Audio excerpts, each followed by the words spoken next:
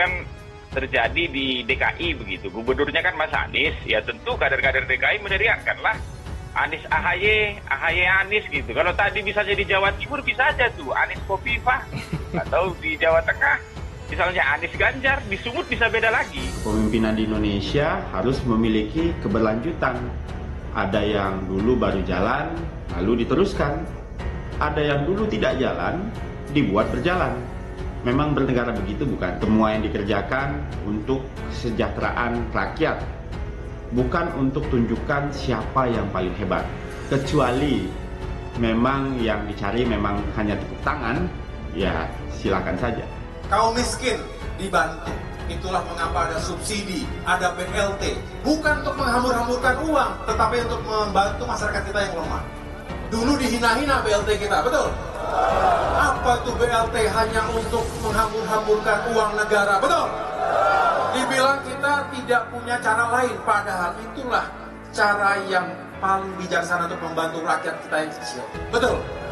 Sekarang BLT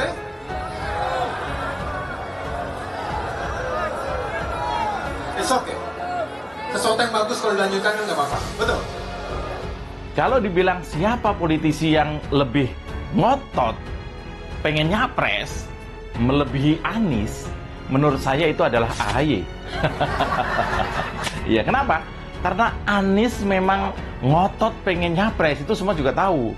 Tapi minimal Anies pernah jadi menteri sekian bulan dan juga gubernur 1 periode. Pernah, meski minimal banget. Pernah di eksekutif gitu loh. Nah, jadi sekali lagi meskipun minimal banget, tapi Anies pernah di eksekutif, pernah ngerasain diwajibkan melayani rakyat. Meski ya biasa-biasa saja hasilnya. Itu aja waktu Anies ngotot pengen nyapres, banyak kok yang ragu dibanding yang setuju. Tapi ya begitulah. Karena keluarga utama baper, akhirnya seluruh kader jadi baperan. Kayaknya ada ujian untuk masuk Demokrat. Kalau nggak baper, kamu nggak memenuhi syarat. Pantaslah Ferdinand Huta Hayan keluar dari Demokrat. Dia pengen belajar baper, nggak dapat. Jejak kebaperan Demokrat bisa dilihat dari pendirinya, yaitu Susilo Bambang Yudhoyono sendiri. Bahkan waktu jadi presiden, bapernya SBY sering ditampakkan ke publik. Lengserkan AHY, alumnus UGM buka peluang jadi capres Partai Demokrat, ini sosoknya. Partai Demokrat memiliki sosok Ketua Umum Agus Harimurti Yudhoyono yang kerap dikaitkan dengan capres di Pilpres 2024.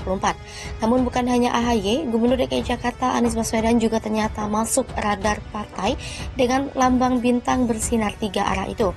Alumnus UGM itu buka peluang jadi capres Partai Demokrat dengan lengserkan AHY. Diketahui, Anies masuk radar Majelis Tinggi Partai Demokrat sebagai Capres 2024. Anggota Majelis Tinggi Partai Demokrat Syarif Hasan buka suara soal pernyataan Ketua Umum Partai Demokrat Agus Harimurti Yudhoyono terkait kriteria calon presiden yang akan diusung.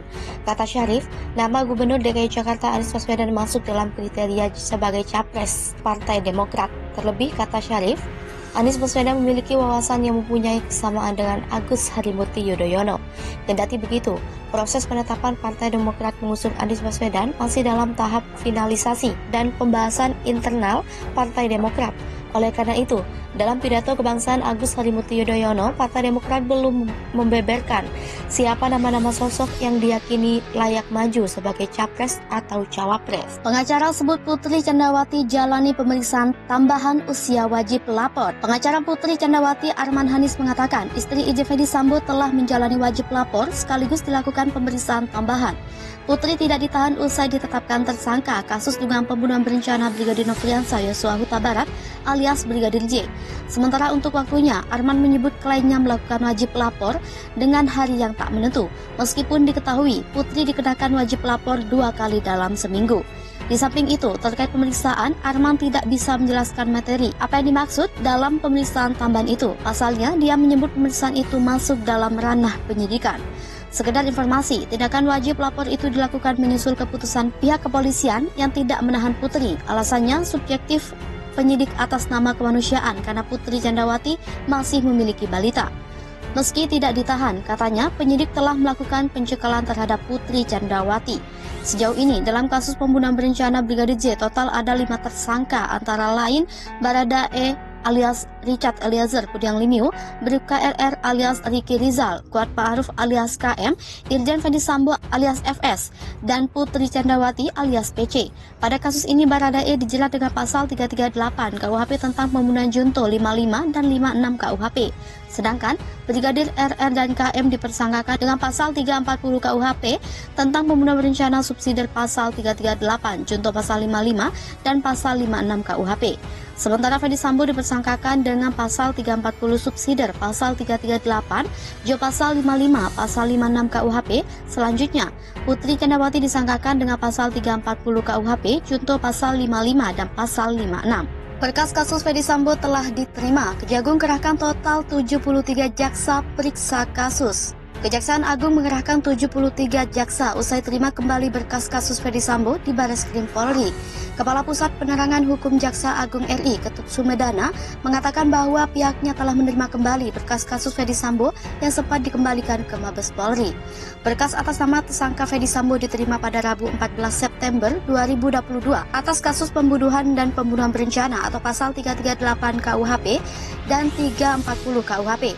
Setelahnya Kamis 15 September 2022, Kejaksaan Agung kembali menerima berkas atas nama tersangka Putri Candrawati atas kasus pembunuhan dan pembunuhan berencana atau pasal 338 KUHP dan 340 KUHP. Selain menerima berkas pembunuhan berencana Ferdy Sambo, Kejaksaan Agung juga menerima berkas suara, berkas kasus obstruction of justice yang berkaitan dengan Ferdy Sambo. Ada 7 berkas perkara obstruction of justice yang diterima Kejaksaan Agung yang terkait dengan kasus Ferdy Sambo. Adapun ketujuh tersangka obstruction of justice itu adalah mantan Kepala Divisi Profesi dan Pengamanan Irjen Ferdy Sambo, Brigjen Hendra Kurniawan selaku mantan Karopaminal Divisi Propam Polri, Kombes Agus Nurpatria selaku mantan Kaden Abiropaminal Divisi Propam Polri. Ketut tidak menutup kemungkinan berkas kasus Ferdy Sambo tersebut akan digabungkan. Hal itu, kata Ketut, sesuai dengan pasal 141 KUHP. Namun kata Ketut, hal itu akan dikembalikan lagi ke jaksa penuntut umum. Kata Ketut, ada 30 jaksa yang akan dikerahkan untuk perkara kasus pembunuhan berencana yang melibatkan Ferdy Sambo. Sementara ada 43 jaksa yang akan dikerahkan untuk mengusut kasus obstruction of justice yang terkait dengan Ferdy Sambo. Sampai saat ini, berkas tersebut masih dalam penelitian. Baik penyidik dan penuntut umum juga telah koordinasi yang efektif dan intensif. Kejagung berharap tidak ada lagi pengambilan berkas sehingga kasus Ferdy Sambo bisa segera P21.